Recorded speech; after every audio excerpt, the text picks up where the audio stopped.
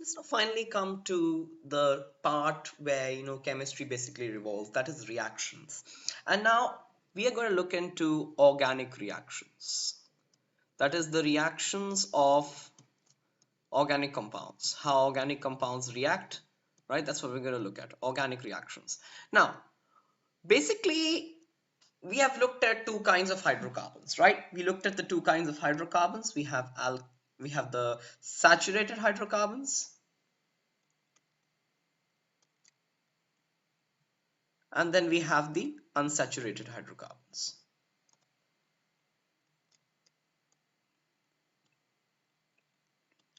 Now, saturated hydrocarbons have single bonds between the carbon atoms, and because of the single bond, they are pretty much stable because there are no free electrons. Most of them are very stable.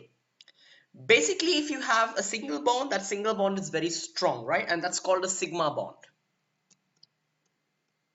Okay, the single bond is a sigma bond. But if there are if there's more than one bond, if there are double or triple bonds, then one bond will be sigma, while the other bonds, other two bonds or other one bond is called a pi bond. And pi bond is much weaker than a sigma bond. So these pi bonds can easily break and they can form other bonds, right? Which are direct sigma bonds. These pi electrons which are involved in the pi bond can break and they can form stronger sigma bonds, and when they come in contact with some other compound, other element with which they have a chance of bonding.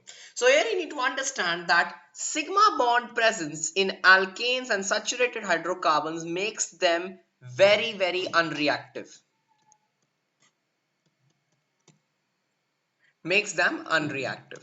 But if you look at the saturated hydrocarbons, to a large extent they are reactive. Why are they reactive? It's because they have a pi bond, they have pi electrons which are free electrons, and these bonds can easily break and they can form bonds with other atoms which are much stronger, right? So here you need to understand that unsaturated hydrocarbons are pretty much reactive and saturated hydrocarbons are unreactive. Okay? Now, let us start with the first kind of organic reaction which we are going to discuss, and that is the combustion reaction. Now, combustion reaction is a reaction which every compound can undergo, whether saturated or unsaturated. Is basically burning, right? So it can undergo through any type of organic compound. There's no special bond breaking and formation, right? It's just a heat supply in the burning in presence of oxygen, and that can happen with any hydrocarbon. So combustion basically is burning in the presence of oxygen. Burning in presence of oxygen.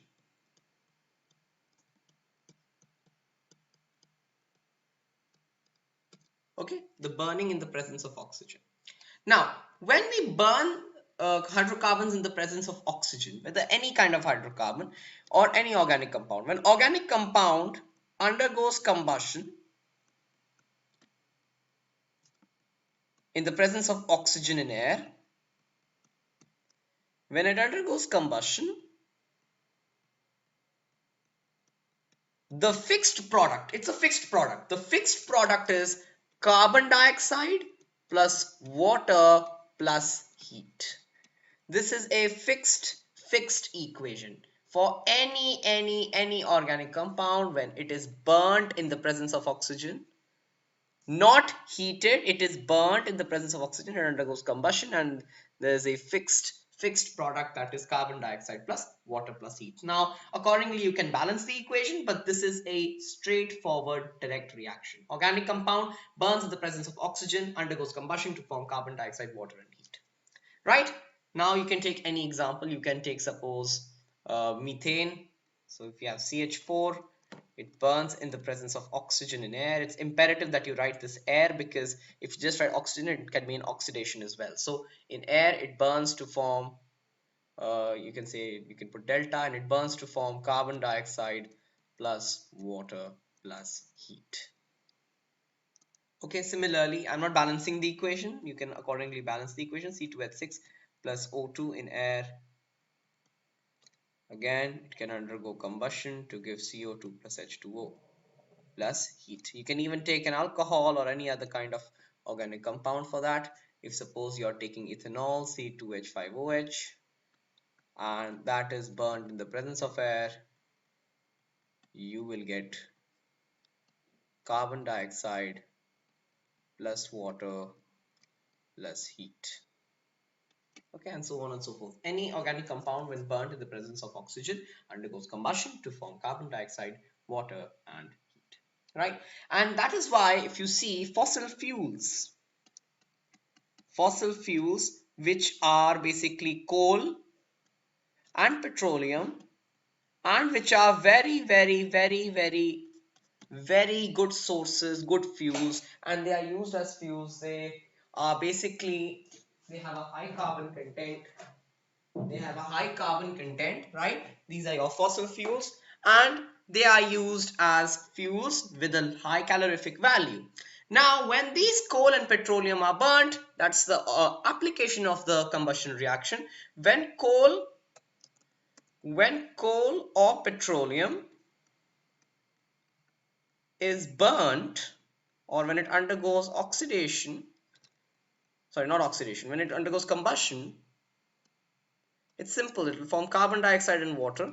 And again, the heat produced in this process is immense. There's a lot of heat produced in this process, right? Carbon dioxide, again, that's the problem, that carbon dioxide is produced, right? And water is produced, right? So when carbon dioxide is produced, when you see that carbon dioxide is produced, this is known as complete combustion. When carbon dioxide is produced, we call it complete combustion. That is combustion in excess of oxygen. Combustion in excess of oxygen. There is full supply of oxygen, there's no problem, right? And complete combustion takes place. There is a non-sooty flame produced. Non-sooty flame produced in complete combustion. That means there is no unburnt carbon particle present when combustion takes place. The flame does not have any unburnt carbon because there is excess of oxygen, there is abundant oxygen available, and there can be complete combustion. Hence carbon dioxide is produced with water and heat, and all of the carbon gets burnt, right? But if carbon, and we should write this actually in the equation, that this is excess. But if the carbon is if the oxygen is limited, so for example, you have an organic compound,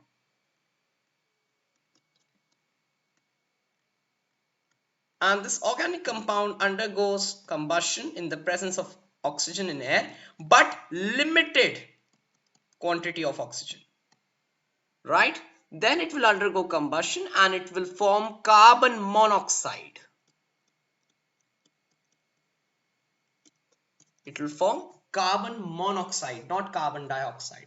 Little bit of carbon dioxide may be produced, but mainly it's carbon monoxide. And carbon monoxide is a very poisonous gas and causes air pollution. It is a toxic poisonous gas. And this kind of combustion, in which there is limited supply of oxygen and carbon monoxide is produced as a result, is known as incomplete combustion. Incomplete combustion. Now, incomplete combustion produces a sooty flame. That is, it contains unburnt carbon particles. Right? They contain unburnt carbon particles, which are again polluting and can form suspended particulate matter, that is SPM. And these unburnt carbon particles are called soot. Okay? They are called soot. Right? So these are the two kinds of combustions of organic compounds. They can be incomplete or complete combustion. Always there will be carbon monoxide or carbon dioxide produced along with water and heat. They can be a sooty flame or an unsooty flame depending on the kind of combustion which is taking place. Thank you.